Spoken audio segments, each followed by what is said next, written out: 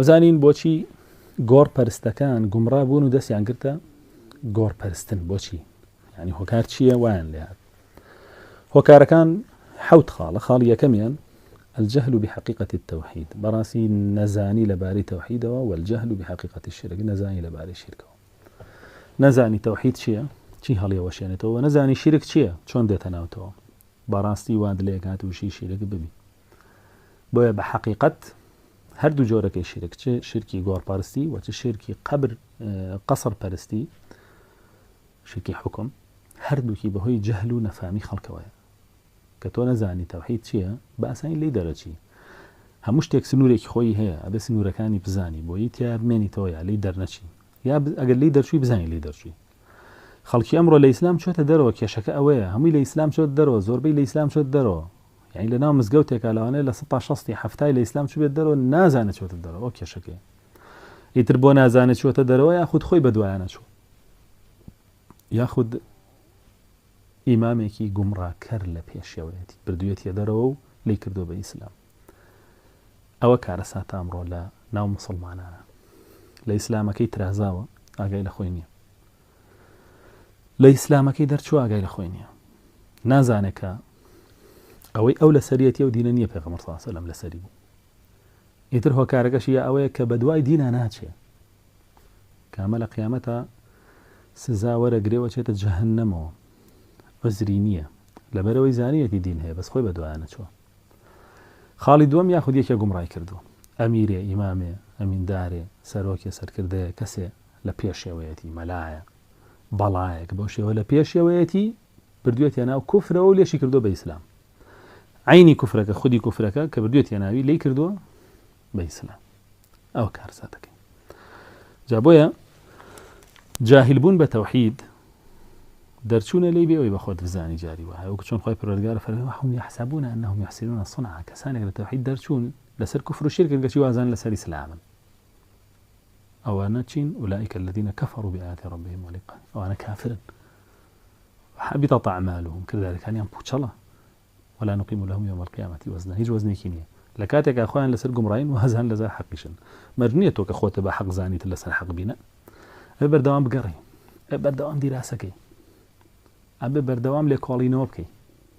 ئەبێ بەردەوام بە دوای باشترەوە بی ئەگەر لەسەر حەقیش بی حەق پلەبەندیە توانی بگەیتە بەرزترین پلەی حەق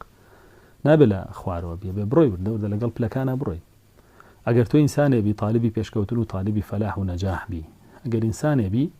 لە بینی خەوف و ڕەجایە بژیت نەزانی کە خوا لێی وەرگرتووی یا لێی وەرنەگرتووی تۆ بەردەوام بێ بە دوای حەقەوە بی فێری بی وەری بگری و بیزانی ئەمە خاڵی یەکەم جاهل بوون بە تەوحید و جاهل بوون بە شیرکیش کە ئیتر کە تۆ نەوزانی چی شێرک چیە پێتەکەن لێشەکەن بە ئیسلام ئیتر بەهۆی ئەوەی کە لێیان شاردوویتەوە یاخود بەهۆی ئەوەی کە شیرکە و لێیان کردووی بە تەوحید یا تەوحیدە و لێیان کردووی بە شیرک خاڵی دووەم وضع روايات كاذبة هەڵبەستنی فەرموودە طبعا گۆڕپەرستەکان هیوایەتیان فەرموودە دروست کردنە بە درێژایی مێژوو هەزاران فەرمودەیان دروست کردووە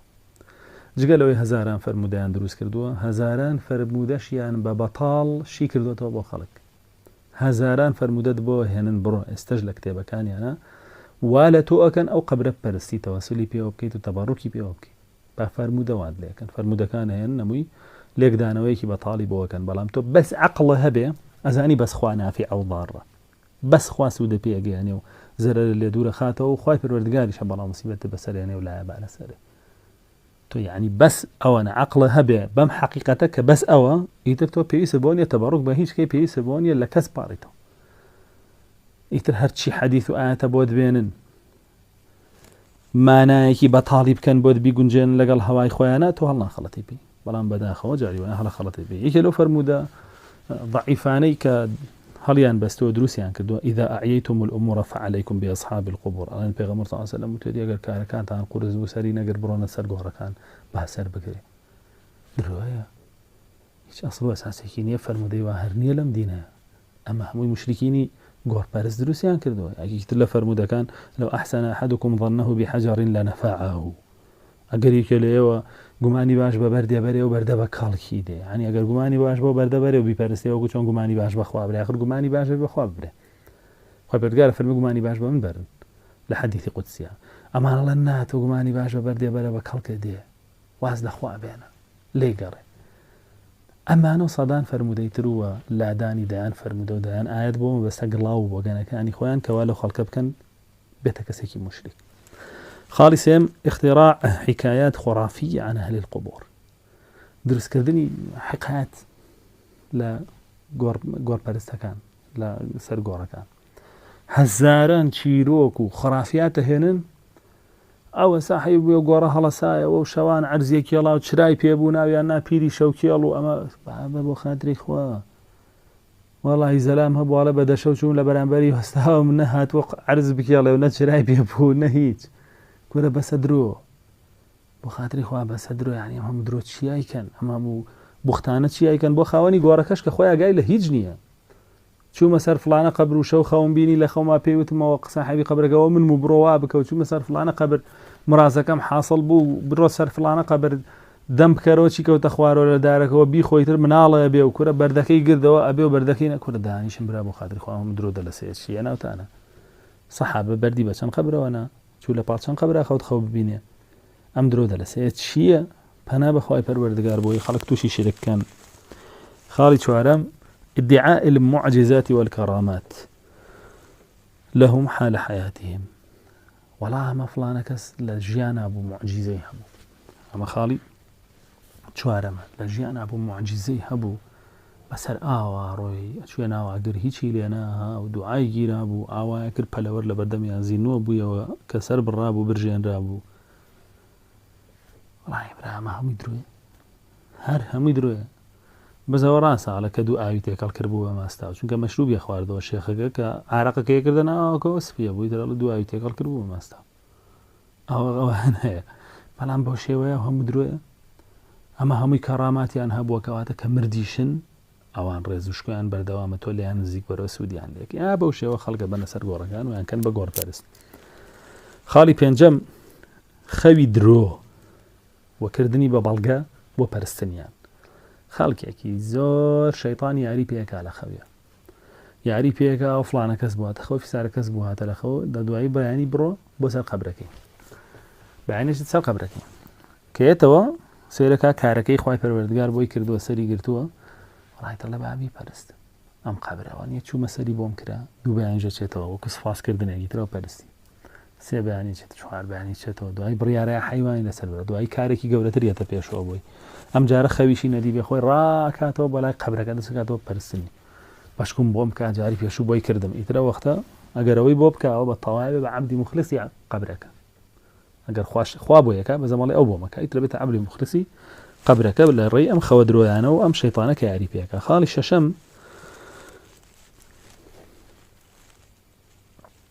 الأقيسة العقلية الإبليسية الباطلة قياسات عقلي بطال وەکو چۆن شەیطان یەکەم شت کە کردی قیاسێکی عقلی بەتاڵ بوو بۆی کە سوژدە نەبا بۆ خوای پەروەردگار ئەمیش دێ بۆ خۆی لە عقلی خۆیان چەند قیاسێ دروستەکە ئەڵێ چی هەر زۆربیان کە قسەیان لەگەڵاکە ئێمە هەموو قسەکەیانە وەڵی ئەوە چونکە خوای پەروەردگار زۆر زۆر عەزیمە زۆر گەورەیە ئێمەش زۆر پیسین پێی ناگەین هەروەکو چۆن مەسئولێک لە دنیایە زۆر دەسەڵاتدارە زۆر بەرزێتەوە پێی ناگەێ بەیەکێ بناسی لە ڕێی ئەوە بچی بۆ لای ئەمیش بە هەمە ئەشی ئەوخوای پەروەردگار ئێمە پێی ناگەین بەڵام خاوەنی ئەم قەبرانەیە سەر ڕۆحی لەلایەتی ئەو دڵنیەمەی پێگەێنێ هەروەکو قوڕیش کە وان عەبدوهم إلا ليقربونا إلى الله زلفى و بتانە بۆیە پەرستین لە خوامان نزیکەن و میژەجێەوە بتە لە ناو لە ژێر خۆڵا پەرستێ بۆی نزیک کاتەوە لە خوا بۆیە چێ خواش بهێنێ بە مەسئولێکەوە لە یاخۆی تووشی کوفرێکە و ئەو پیاو چاکەش سوکایەتی پێکای شوهێنێ بۆ گەندەڵەوەی کە بەرتیلخۆر و ڕەشوەکارە ئیشەکە بۆ ئەمەکە پەنا بەخوای پەروەردگار بۆ شێوە قیاسات عەقلیە بەتاڵانەکەن. خاڵی حوتەمی اعتقاد و بیرباڕیان وایە مردوەکە گوێی لێیە هەرچێکی پێڵە یەکسەر لە بەریشەکە جاری وایە ئەم بردووە داماوە لە ناوم قەبرەیە بڵێ ئەمڕۆ هەزار کەسی لەسەر هەر هەزارەکەشتی لێ داواکە عنی ئەو ئاگای لە هەر هەزارێتی وەر هەزارەکەی لەبەر کرد ئیتر تاوارە 5 ملیۆن کەس جاری وایە سەردانیەکە عیسە قەبری پێغەمبەری خوا صلی الله علیه و سلم لەوە کە ڕۆی تودەی یعنی سێرەکەی خەڵکی زۆری لێ لە حەجابێ لە غەیری حەجابێ 5 ملیۆن کەس دەیبینێ یا قەبرێکی وەکو قەبری حەسەن و حوسێن لە کەربەلا و نەجەف سێرەکەی عینش دەوانیش 2 ملیۆن کەس 3 ملیۆن کەس هەڕوا بووی یعنی ئەمەیتر لە بەری کرد حەسەن حوسێن بەری کرد 2 ملیۆن پێداویستی خەڵکی بێ کۆمپیوتەر و بێ تەسجیل و مۆبایلوانە بۆ خاتری خوا وەڵام مردووە ئاگای لێ نییە ئەوەی کە مردوو ئاگای لێتی کە لە حەدیثە هاتووە بۆمان یەکەمیان بریتێلەوەی کە دوعا و سەدەقاتی پێگا دوعا و سەدەقاتی پێگا وش بە فەرمودەی حەدیثەکەی سعدی کوڕی ئەبی وەقاص کە پێغەمبەر صلی الله علیه و سلم فەرمێ گەر باوکە لەسەر تەوحید مردبێ هەر خێر و سەدەقە و دوعا بکەی پێگاوە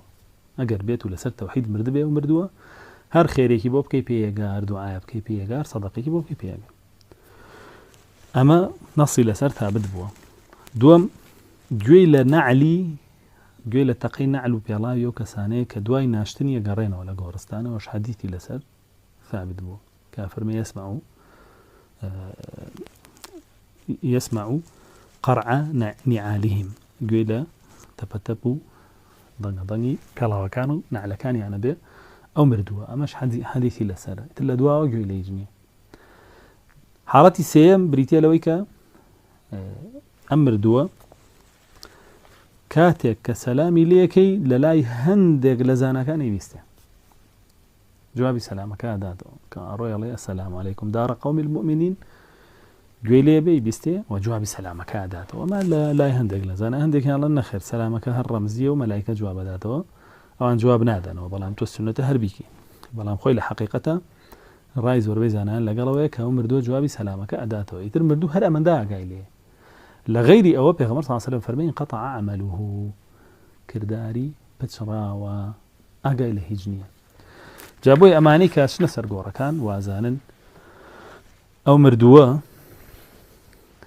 ئەو مردووە ئاگای لەوانە گوێی لێ بێ شتە بیسێ شتە بینێ ئیتر لێوە بوغڕابن و ئەڵێت با بیپەرستین و با داوای شتەکانی لێ بکەینەوە ئاگای لێتی